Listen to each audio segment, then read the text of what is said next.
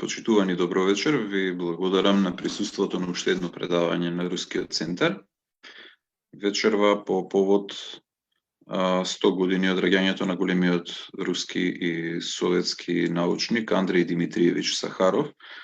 Ќе имаме предавање од страна на доктор Миха Буклески, од професор на Институтот за хемија на ПМФ. Повелете. Добро вечер и од мене. Благодарност до Рускиот центар и до домаќините кои што ми ја дадоа оваа чест и можност да кажам неколку збора за големиот советски и руски научник Андрей Димитриевич Сахаров. Навистина да се зборува за еден ваков човек е малку тешко, затоа што треба да имаме предвид да ги опфатиме сите негови значајни дела, сепак да не направиме грешка, да испуштиме некои важни, а верувате така во неговиот живот има многу. Со оглед на неговата скромност, која што ја покажува тој, особено во втората половина од неговиот живот, тоа навистина ќе биде тешко да се направи, се надевам нема нитој да замери. Токму денес, 21 мај, е 100 години од неговото раѓање. Роден е на 21 мај 1921 година во Москва. Ќе ги одбележиме некои најважни делови од неговиот живот и работата како научник во време на најголемите, ајде така да кажеме, светски текови во тој временски период, односно пред Втората светска војна, во текот на Втората светска војна и студената војна понатаму која што следува. За Андрей Сахаров се кажува дека е татко на водородната бомба. И во многу написи ќе најдете дека е тој татко на советската водородна бомба. Тоа е само заради фактот што за помалку од една година претходно и Соединетите Американски држави, односно научниците од САД, го објавуваат овој пронедок, односно го вршат првото тестирање. И покрај тоа што веќе советите ја имаат водородната бомба, меѓутоа не било извршено нејзино тестирање. Тој е добитник на Нобеловата награда за мир, можеби малку контрадикторно е, зборуваме дека тој е татко на водородната бомба, а од друга страна пак е добитник на Нобеловата награда за мир, меѓутоа ќе видиме дека овие две работи понекогаш може да одат заедно. Имено и самата Нобелова награда е всушност втемелена на некои вакви контрадикторности. Знаеме дека Алфред Нобел бил научникот кој што го открива тринитротолуенот, односно тротилот, и потоа и експлозивот, односно динамитот. Но сепак, ете, тој остава зад себе една ваква награда да се доделува на оние научници, односно луѓе од целиот свет кои што ќе придонесат на некаков начин за човештвото во позитивна насока. Тој е и научникот кој што за прв пат го осмислува и го дизајнира првиот генератор на електромагнетен пулс кој што има голема моќност, и тоа го прави во 1951 година.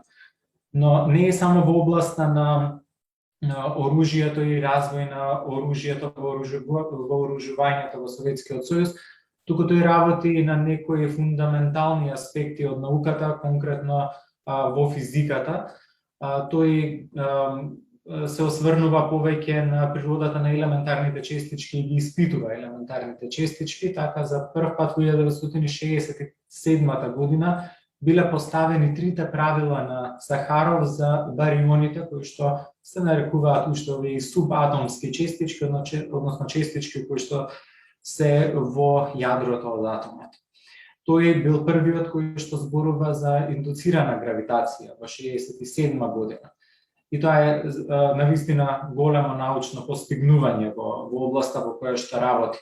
Тој го учествува во дизајнот заедно со неговиот ментор на така наречениот токомак, или првиот уред кој што возможува да се генерира енергија од обратниот процес на фисија, односно фузија, за кој што исто така некои основни работи ќе кажеме.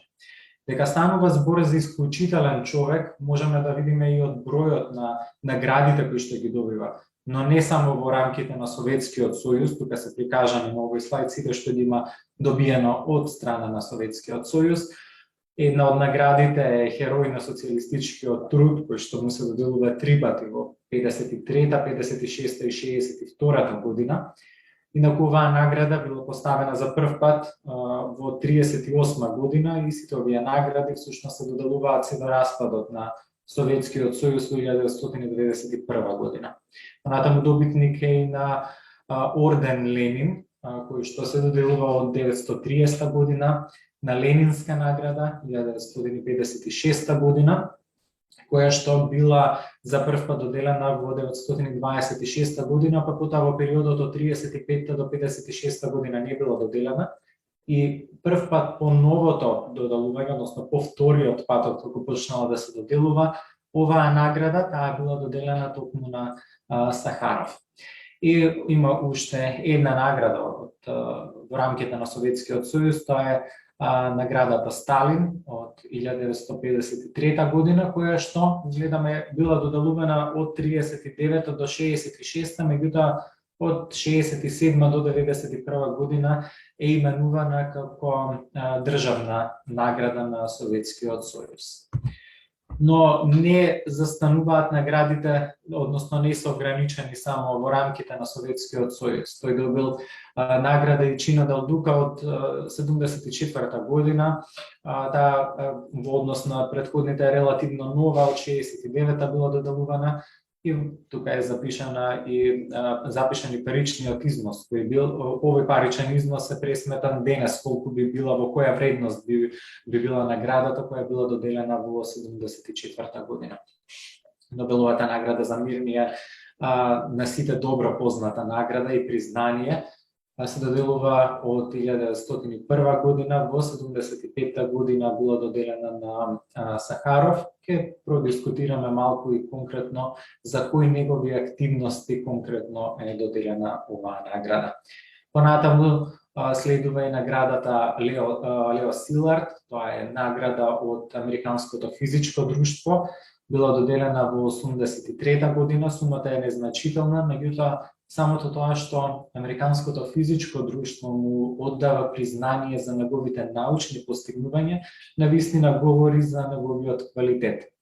Понатаму следуваат наградите Томала од 84 година за научни постигнувања од областа на физиката, од ист карактер е и наградата, односно медалот Елиот Кресон.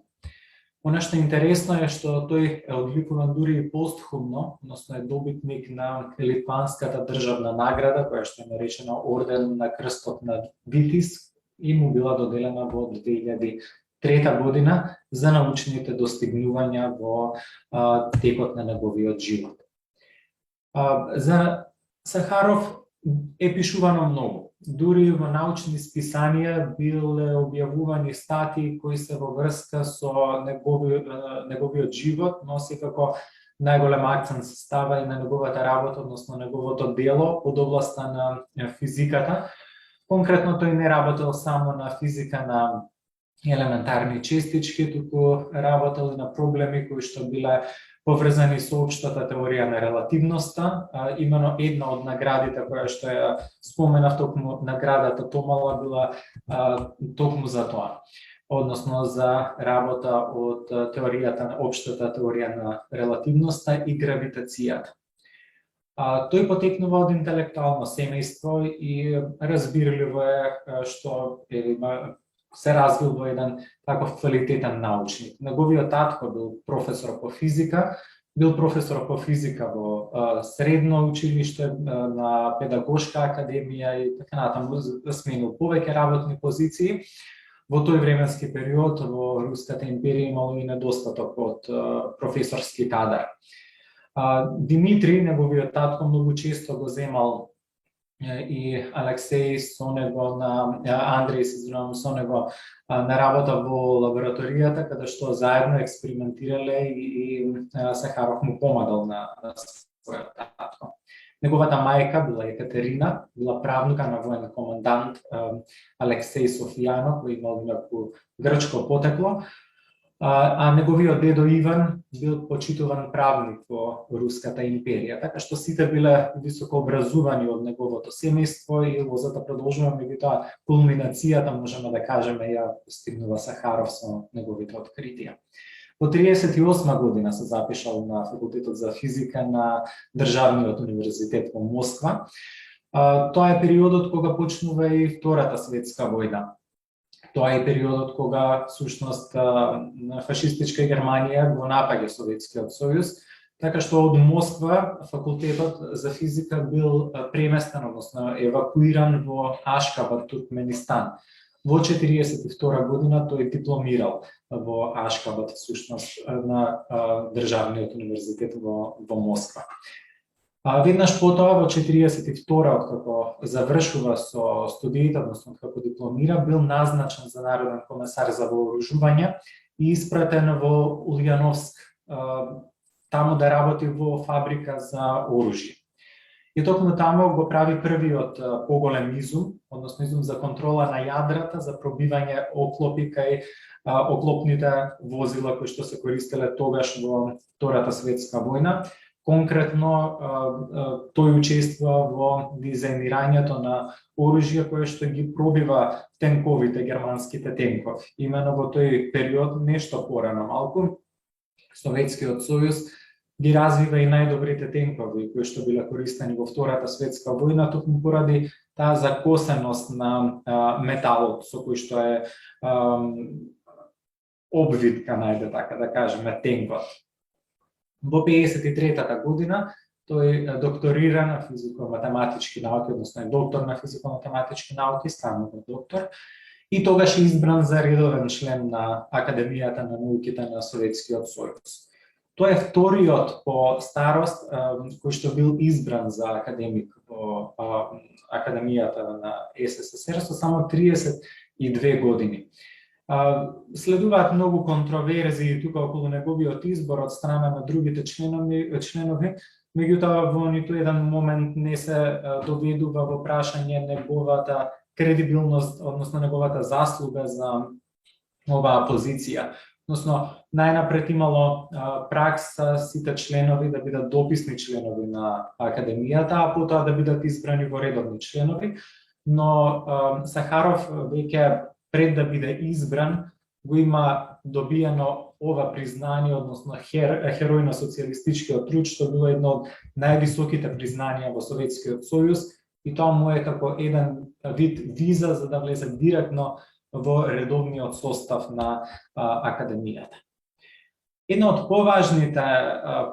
поважните пронајдоци на Сахаров е генераторот на електромагнетниот пулс со голема моќност, кој што понатаму исто наоѓа примена, меѓутоа не е целосно развиено во војни цели. Што се состои овој генератор на електромагнетен пулс? Станува збор за една цилиндрична метална цевка, околу која што поминува метална наводка, односно метален спроводник, и на таков начин се образува всушност соленоид. Низ соленоидот протекува струја, и во рамките на овој струен круг е поврзан еден кондензатор, што возможува кондензирање на поголемо количество електричество, односно поголема енергија. Просторот помеѓу металната цевка и соленоидот е исполнет со експлозив. Кога ќе се пропушти струја да тече низ ваква намотка, околу метален проводник доаѓа до генерирање на магнетно поле. И со овие сивни линии всушност е прикажана насоката на магнетното поле. И ова е еден класичен пример во физиката како всушност можете да генерирате преку соленоид магнетно поле.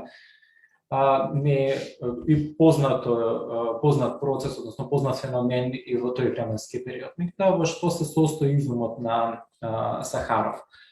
Кога ќе дојде до полнење, целосно полнење на кондензаторот, се активира експлозивот околу оваа метална цевка И во моментот кога се активира експлозивот, се вклучува и прекинувачот, така што кондензаторот се празни и протекува струја со голем напон, односно голема јачина на струја протекува низ овој соленоидова намотка.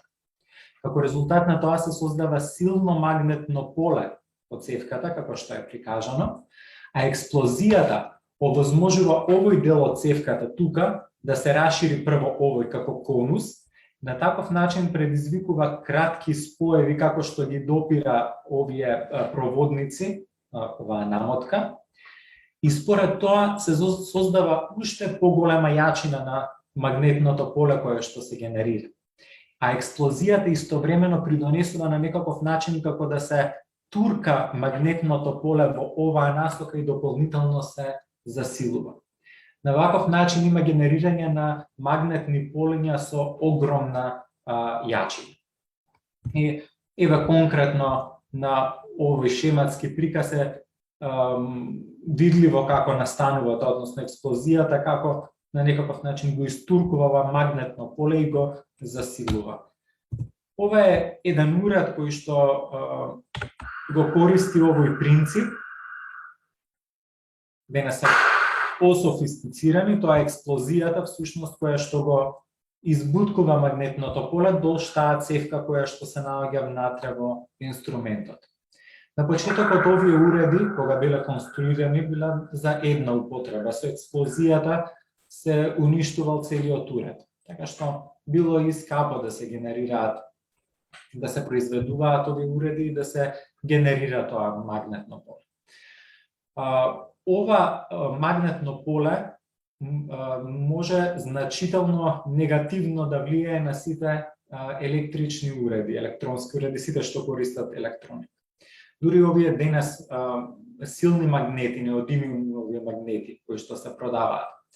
Доколку вие поминате со таков магнет на лаптопот, на хард дискот, вие го уништувате неповратно хард дискот. На таков начин веќе лаптопот не е за употреба. Дури и кај нуклеарна магнетна резонанца и овие уреди кои што се користат денес во медицински цели, ќе ви кажат натре дека не смеете кога ќе влезете во таа просторија за да ви направат една снимка. Морате да го извадите часовникот, не е дозволено за луѓе со песмејкери исто да влегуваат во тие простории. Така што силното магнетно поле кое што се користи за добивање информации за здравствената состојба на човекот и функцијата на мозокот и така натаму, негативно влијае на електричните, електронските уреди, а нема штетно влијание при краткотрајно изложување на човекот. И тука сега овој уред, како што кажавме, бил искористен за конструирање на оружје, меѓутоа почнал развојот, не е завршил.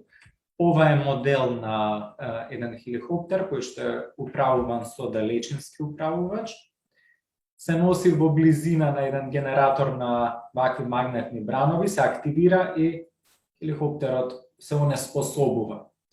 На сличен начин може тоа да се направи и кај автомобилите. Дури се оди во таа насока да се развијат уреди за безбедно стопирање на автомобилите, например полицијата кога има потреба да сопре автомобил кој што е даден во бегство, тогаш може да ги искористи овие уреди, меѓутоа се уште во фаза на тестирање.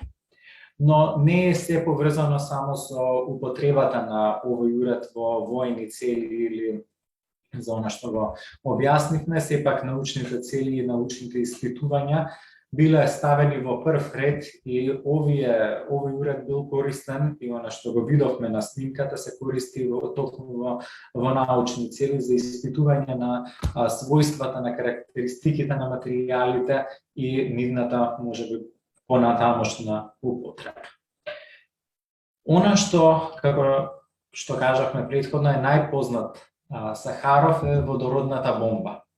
Водородната бомба, потоа ќе видиме нешто за контролираната физија која што исто така ја предложува тој. Кога зборуваме за водородната бомба, неминовно мора да почнеме од историски гледано од Германија, кога за прв пат ја утврдуваат, односно го утврдуваат постоењето на фисијата од 1938 година. Ото Хан, германскиот научник, е одговорен за тоа, меѓутоа му помагаат и Ото Хан е хемичар, му помагаат и физичарите Лиса Мајтнер и Фриц Штрасман.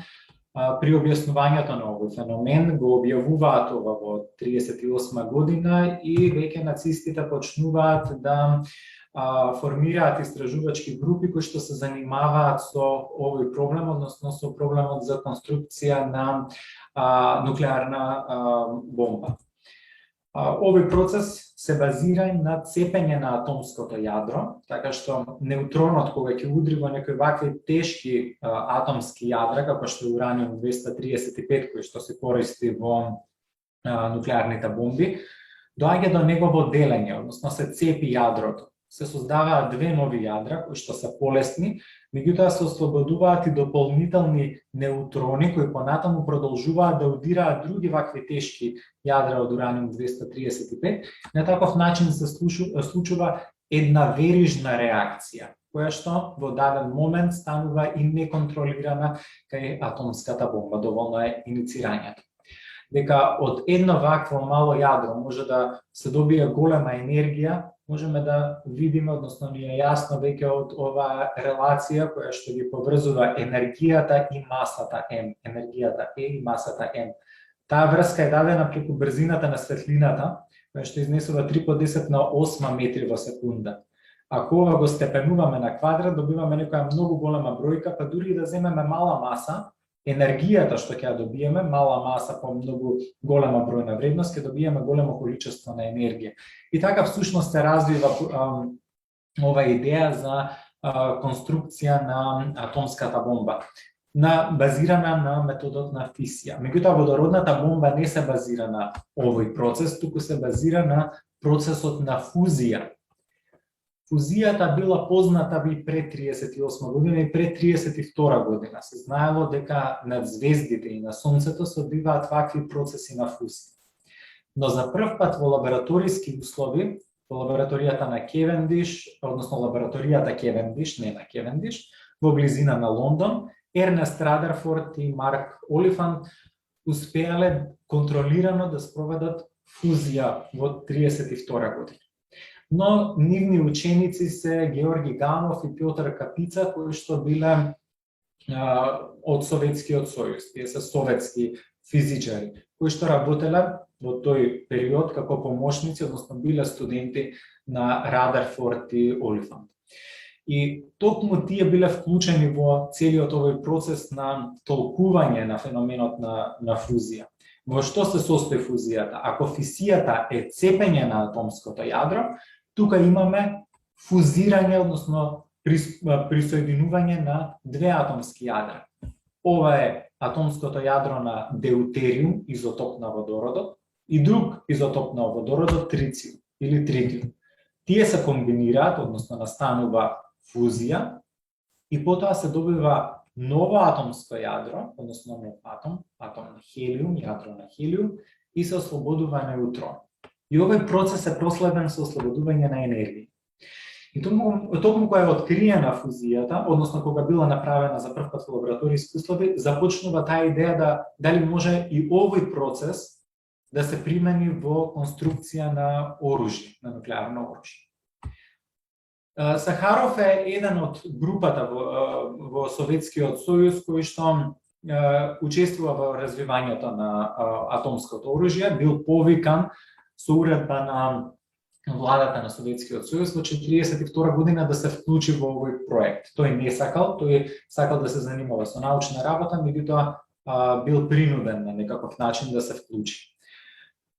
Иницијативата е од физичарот Георги Флеров и тој со писмо се обраќа на Сталин, му кажува дека нацистите веќе се во подготовка на нуклеарно оружје и дека Советскиот сојуз треба да го следи тој тренд, односно да се вклучи Советскиот сојуз во работата во развојот на нуклеарно оружје.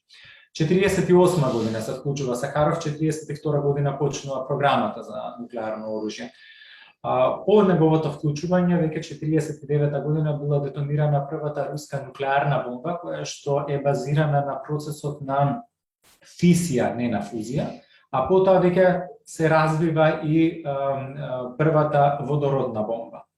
Она што е осовремената, односно третата идеја, како што се нарекува на Сахаров, е она најдобрата и затоа е познат како татко на водородната бомба. Оваа идеја која што има Сахаров ги надминува сите до тогашни идеи, кои што се развиваат, неговата прва идеја, втора идеја, и она што го развиваат американците. Нивниот пристап е сосема поразличен од пристапот на Сахаров и разорната моќ која што има оваа бомба, водородната бомба од Сахаров е многократно поголема од она развиена во Соединетите Американски држави, и тоа е како резултат на концептот што е на кој што се базира конструкцијата на оваа бомба. Инаку првата водородна бомба 53-та, тоа не е третата идеја на Сахаров, била наречена слојка заради слоестата структура на распоредот на нуклеарното полнење, односно на елементите кои што се потребни за создавање на оваа бомба. Слојка инаку била, како што прочитав, руска торта. Имало неколку слоеви, па затоа се нарекувала тортата слојка и по неа и водородната бомба. И ова е концептот, горе е концептот што го развиваат американците, тргнуваат и двете истражувачки групи, оние кои работат на Манхетан проектот во Америка пред завршувањето на Втората светска војна и нуклеарните бомби кои што се фрлени во Хирошима и Нагасаки, тоа е почетокот, значи тоа се базира на нуклеарни реакции на фисија, а овие се веќе се на реакции на фузија. И секако дека постои разлика помеѓу она што било дизајнирано од Сахаров и она од неговите американски колеги, но оваа слика е прикажана шемата во оригинал што била предложена од страна на Сахаров. Инаку ова е местото на Сарск, каде што била развиена оваа програма, нуклеарна програма. Тука е дадено едно кратко видео за експлозија на водородната бомба, слојка во 53-та година.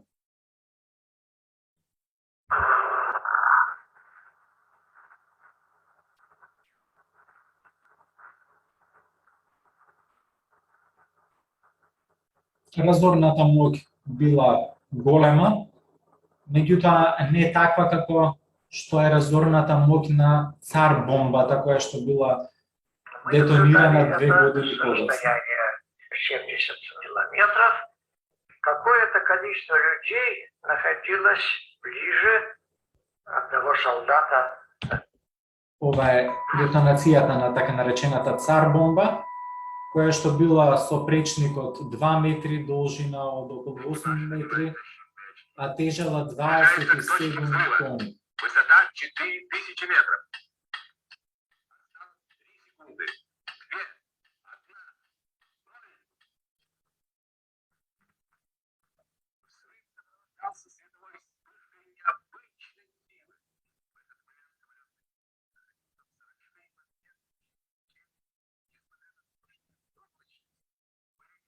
2, 1. Овие снимки се објавени скоро, декласифицирани информации, инаку доскоро не беа достапни на јавност. Цар бомбата била пренесена со авион Туполев, овој што е на сликата, и била детонирана на островот Нова Земја во Русија.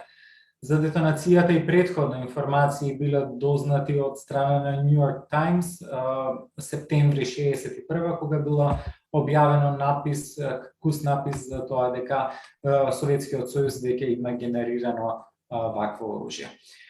Фузијата како извор на енергија била идеја на Сахаров, односно да се воспостави контролирана термонуклеарна фузија.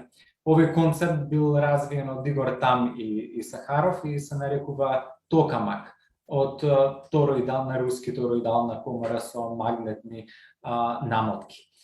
Овој уред користи силно магнетно поле за да ја задржи плазмата во облик на тори, затоа се нарекува тороидална комора. Првиот уред бил развиен во Москва 68 година и постигнувал температура од 11,6 милиони степени Целзиусови. Цела генерација на вакви уреди биле развиени, инаку првиот уред кој што може сега практично да се примени се очекува 2034 година во Кина да биде направен овој проект и да обезбедува енергија, односно да се пушти електрична енергија во домаќинствата, да може домаќинствата да ја користат. Ова инаку статијата каде што била објавена работата на овој проект, токамак, ова се сите тие генерации на Институтот Корчаков од Т2 до, не знам, до Т15, оно што го има во литературата.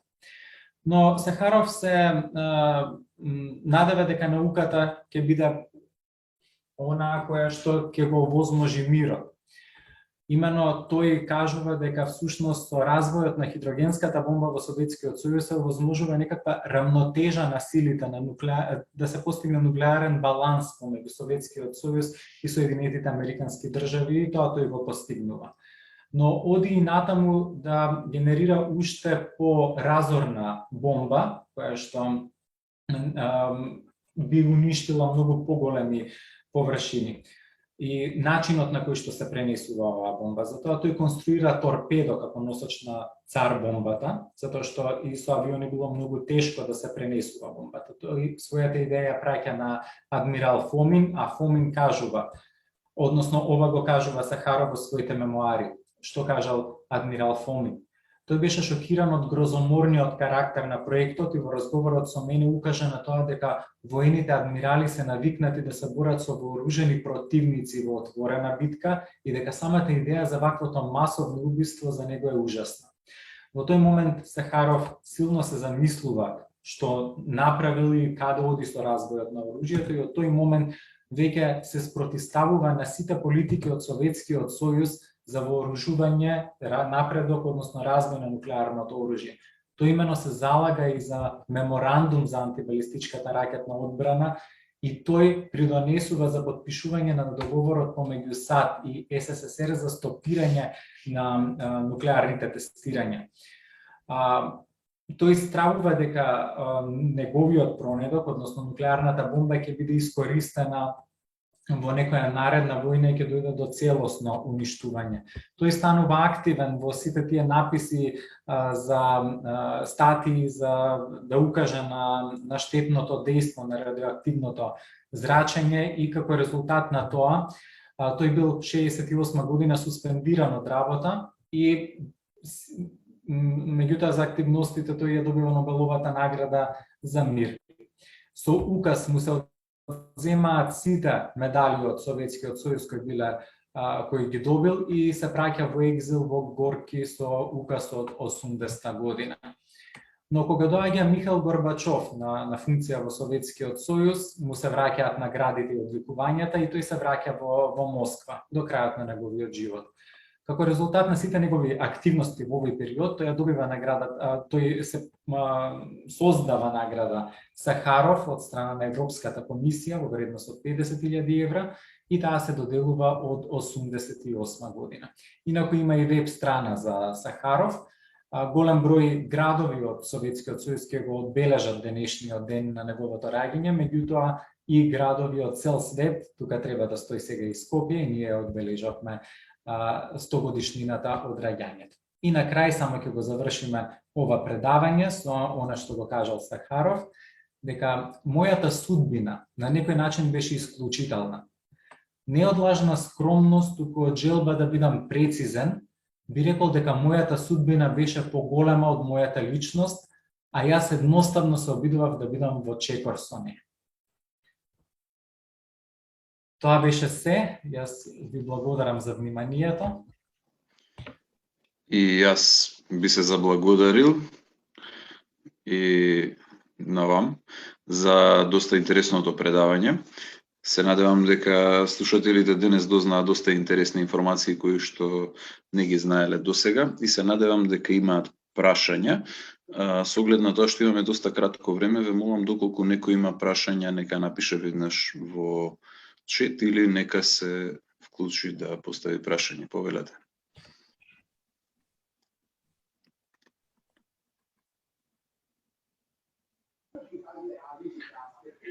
Ако може јас само Повелете. немам прашање, но на колегата Буклески би му се заблагодарил многу за тоа што на еден ваков многу пристапен начин ни објасни една навистина замрсена работа, така што се надевам дека и понатаму кога ќе го објавиме видеото на Facebook страницата, многумина ќе можат да видат дека тоа не е нешто многу страшно за објаснување и да имаат представа всушност што одбележуваме денеска. Затоа огромна благодарност до професорот Буклески што ни достоивте вечерва. Ви благодарам во секој случај за поканата, ми беше навистина чест да одбележиме еден ваков голем научник како што е навистина Сахаров.